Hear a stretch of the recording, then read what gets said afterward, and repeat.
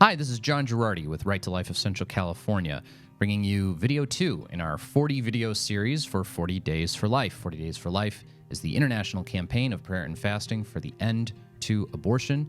If you want to learn more about Right to Life of Central California and its involvement with 40 Days for Life and how you can be a part of this, you can either look in the email that you probably got a link to this YouTube video from, or you can get the information from our website, rtlcc.org. Today, we're going to talk about one of the big lies that is so often associated with Planned Parenthood.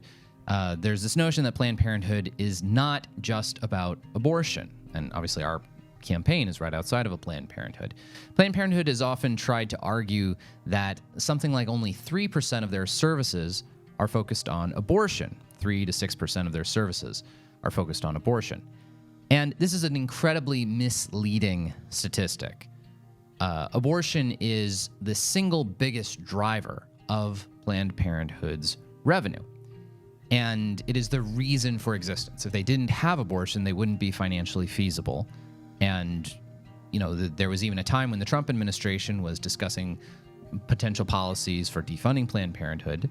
And Ivanka Trump apparently became part of these negotiations and suggested to Planned Parenthood that they form two entities, one that provides their abortion services, one that provides non-abortion services. Planned Parenthood refused to do it, and it's quite obvious why. In spite of their obvious misleading claim that abortion is only 3% of their services, it is the essential service. It is their very reason for continuing to exist. It's the reason why they receive so much political support, why they receive so much government funding, why they receive so many private donations. It's the basis for the money they get to influence our politics. They exist because of abortion. And there is this lie that if Planned Parenthood is defunded, that women's health care will suffer. Well, one aspect of women's health care that's a huge need in the San Joaquin Valley is prenatal care, okay? If you live in South Fresno as opposed to North Fresno, the odds of receiving any prenatal care before you give birth drop by about 10%. From 90% to 80% of women. Rates of infant mortality go drastically up in South Fresno as opposed to North Fresno. Rates of low infant birth weight go drastically up. And this is true also for poorer rural communities in the San Joaquin Valley as opposed to the more affluent areas of Fresno and Clovis.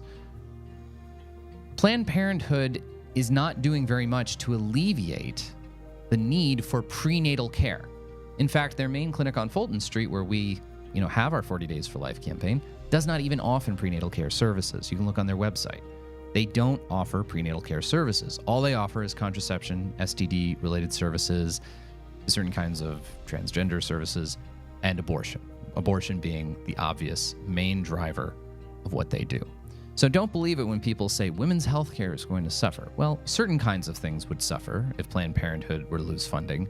But the urgent need we face in our valley is a lack of prenatal health care. And that's something where Planned Parenthood isn't exactly stepping in the gap.